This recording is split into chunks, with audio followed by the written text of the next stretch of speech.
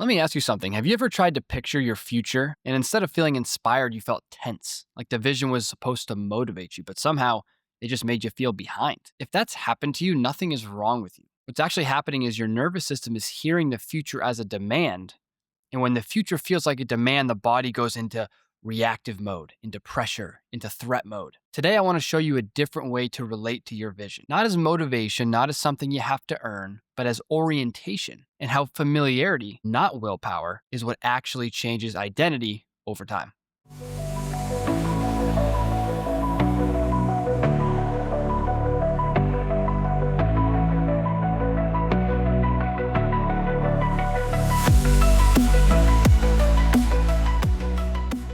Welcome back to Built for Impact. I'm Jake Burhans, and this is the podcast where inner peace meets high performance and where building your dream life starts from the inside out. So, inside the Built framework, this episode lives in the I pillar, identity. So, I want to do a deep dive on identity. I'm kind of going through all the pillars right now. The last two episodes were B and U. So, if you haven't checked those out, go back and listen to those 16 and 17. Now we're talking about imagine your future, and it's really about identity conditioning. So, not identity as a label or a goal or something you have to chase, because that creates separation and puts you into survival mode, which we'll talk about. But identity is the internal baseline you're operating from every single day. So, we're going to talk about three things that quietly change who you're becoming, right? Vision as orientation. That's the reframe. Familiarity as the mechanism of change, and then rehearsing identity without all that pressure. So it's not about hyping yourself up and motivating yourself. It's about making the future feel safe enough to grow. Okay. So the first point, and this was mind blowing to me, is using vision as orientation instead of motivation. What do we often do with our vision? We're taught, hey, visualize the car, visualize the outcome, visualize the future self. You're a CEO, you're a business owner, you're a super healthy person, you're married, whatever the vision is, it creates an identity gap between where you are and where you're trying to go. And we know that the nervous system in the brain isn't designed to make you happy or help you reach those goals. It's designed to keep you in the familiar. So inherently, this new version of yourself is unfamiliar to the nervous system. So what does it do when you create this massive identity gap? Well, it puts your system into fight or flight mode, into panic mode. It's like, oh my gosh, I have to get all the way over there, right? It's so far away. Right now, where I am is insufficient. It's a feeling of lack. And you feel all that pressure, right? So you might visualize like, yeah, I want to be a millionaire and I want to be a business owner and I want to start building my social media, whatever it is. And you feel this pressure and this tension, or I want to chase this career. It's because you're treating it as something to chase instead of a direction to orient yourself in.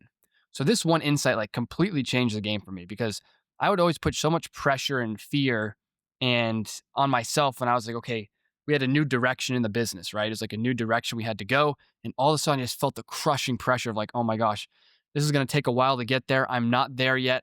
And then you feel that anxiety, I am not enough. We need to reframe it. And this kind of goes with the concept that Simon Sinek talks about, the infinite game. Infinite games in life are things that aren't won by reaching a destination, like business. Business is an infinite game because you don't win at business. Like you win by staying in the game. That's how you win at business. Same thing with health. You don't win at being healthy. You just win by remaining healthy. Marriage, you don't win at marriage. You win by remaining married. So same thing with your goals. Like we don't win by getting there. We win by just walking in that direction. And I want you to think about this analogy. Like think about vision as a compass instead of a whip to crack at yourself until you get to this future version of yourself, which creates all that pressure and misery, right? We're just walking in that direction. If we're walking north, we're winning. That's all we need to do. We just need to walk north. Think about like a sunset, right? It's like you trying to chase your vision is like sprinting at the sunset. You're like, oh my gosh, there's the sunset. It's so beautiful. I'm going to go catch it. I'm going to sprint at it. You're never going to catch it. You're never going to catch the sunset. It's always just out of your reach.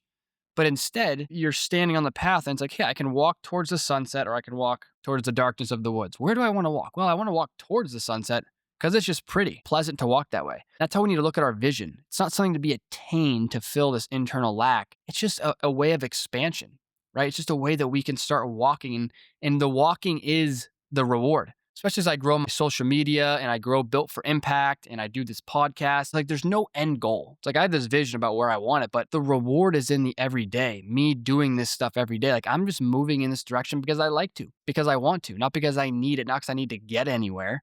It's like the 1% better every day is the reward. So if we can stop using motivation as, again, as something to be attained and just orient ourselves in that direction, just ask myself, am I walking north towards my vision?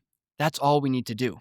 And that creates a lot more safety in the system, right? We don't go into survival and stress and fear and anxiety because there's no identity gap. The second thing is leading into this, familiarity is the real mechanism of change. So like I had already mentioned, our nervous system always tries to keep us in the familiar because familiarity equals safety. That's the language of our nervous system. Familiarity equals safety. It would prefer a known hell to an unknown heaven because it knows the known hell, it sucks, but it keeps us alive.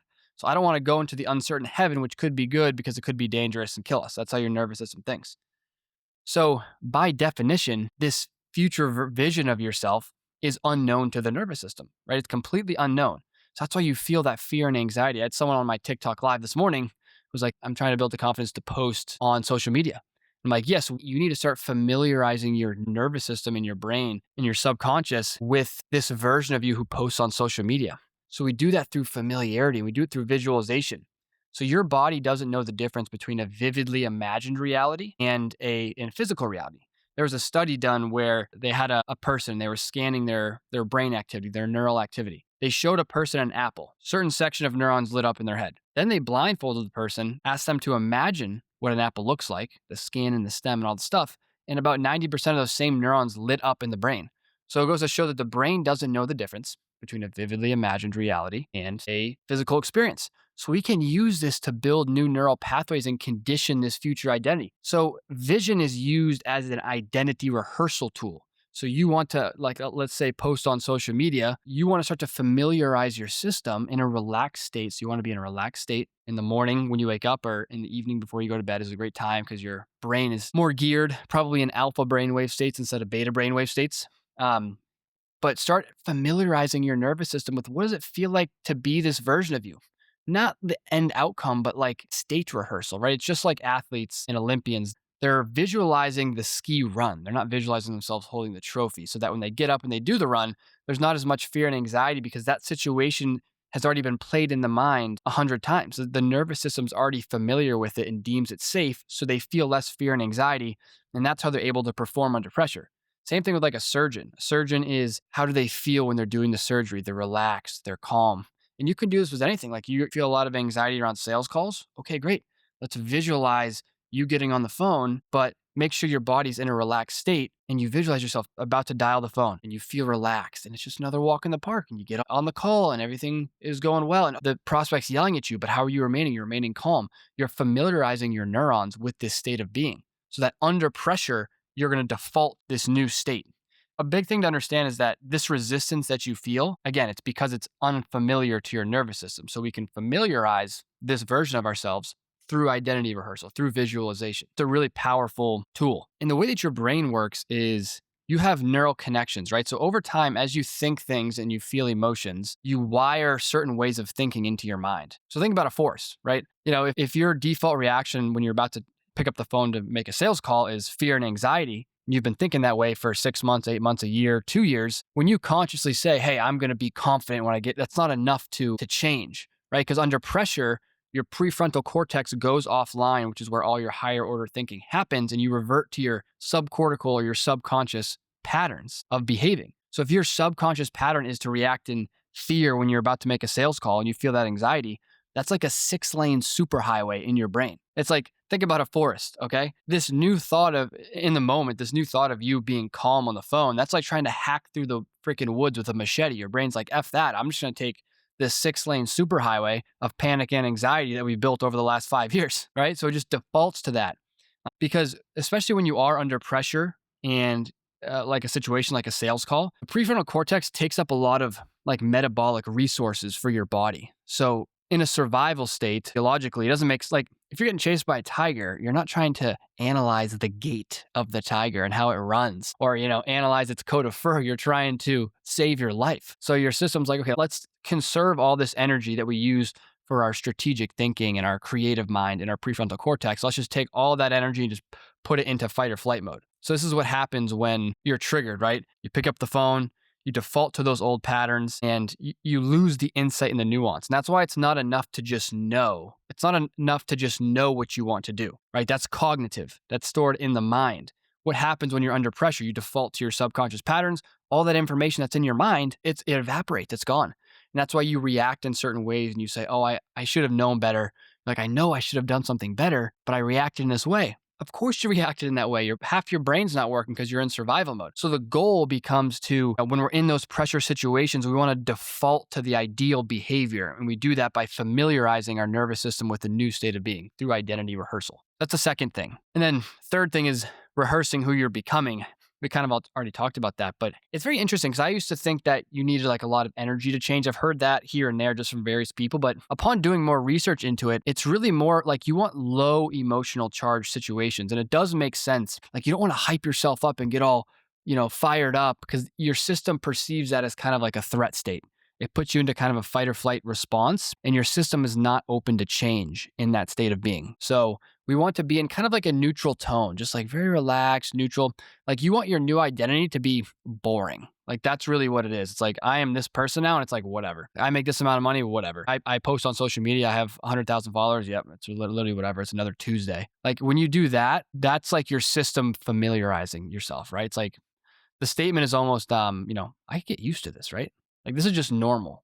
It's not even really exciting anymore. Because think about it. If you have something, you're not really that excited about it. It's just normal for you. So visualizing these versions of yourself that you want and doing it enough times where it's just becomes normal.